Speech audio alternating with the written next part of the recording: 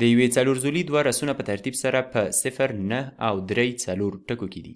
که چیرې یاده څلورزولي نسبت د y مساوي کیږي 3 منفي x خط ته انعکاس وکړي نو ثابته پاتې کیږي او کوم بدلون نه کوي. تاسې یاده څلورزولي رسم او ووایئ چې دا کوم ډول څلورزولي ده. په دې ځای کې موږ او تاسې ته په پوښتنه کې یو شمېر معلومات راکړل شوي دي. لومړی موږ او تاسې ته یو راس راکړل شوی چې په 0 او 9 کې دی. لومړی راځئ چې همدا ټکی دلته پیدا کړو 0 او 9 دا ځای یو راس شو. دویم راس کې 3 او 4 دی یا د x پر محور 3 او د y پر محور یې 4 دي.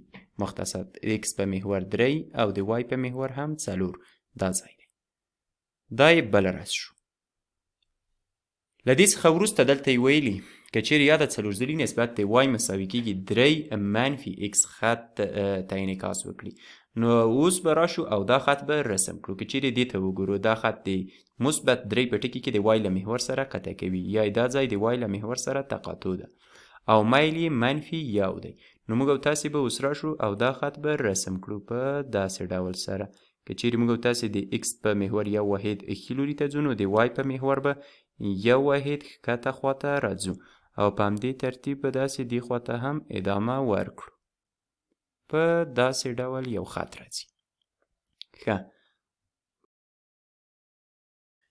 وایي چې یاده څلورزولي چې موږ او تاسې غواړو رسم یې کړو نسبت دې خط ته که چیرې انعکاس وکړي نو بدلون نه کوي. په دې معنا که چیرې دا راس یې دې خواته راشي او دا راس یې هغې خواته ولاړ شي نو کوم بدلون نه پکې راځي. دا خبره د دې معنا ورکوي چې باید د یادې څلورزولي پاتې دوه نور رسونه د خط دې خواته پراته واوسیږي. نو را به شو موږ او تاسې به دا دوه ټکي نسبت همدې خط ته منعکس کړو تر څو بله خوا یې موږ او تاسې ته لاسته راکړي. نو د دې لپاره چې وکولی شو دا انعکاس کړو له دې ځای څخه به یو عمود رسم کړو.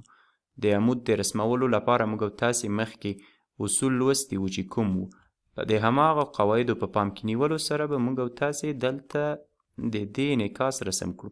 تر دې ځای پورې د دې وړې وړو مربعو د وتر په اندازه 3 مربع دې خواته راغلم او 3 مربع به هم له خط دې خواته راشو چې دا ټکی راځي.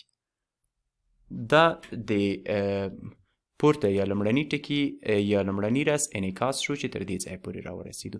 دا ځل به راشو او د دې بل انعکاس به رسم کړو. بیا به هم عمود رسم کړو. عمود په داسې ډول راځي. هلته میل منفي 1 و دلته میل مثبت 1 شو او له دې ځای څخه دوه واحده که چیرې ښکته خواته راشو نو دا ځای راځي. دا د دویم ټکي انعکاس شو. اوس که چیرې وغواړو دا څلورزولي رسم کړو نو په داسې ډول به رسم شي. دا به یوه زوله شي، دا به هم بله زوله شي او دا به هم بله زوله شي او دا به هم بله زوله شي چې تر دې ځای پورې راورسېدو. ښه که چیرې دې شکل ته وګورو نو دا داسې معلومیږي چې دوه زولې دوه په دوه سره موازي دي. دا له دې سره موازي ده ځکه میلونه د دواړو مثبت یو او دا دوه یې نه دي موازي. نو وایو چې یاد شکل یوه زوزنقه ده.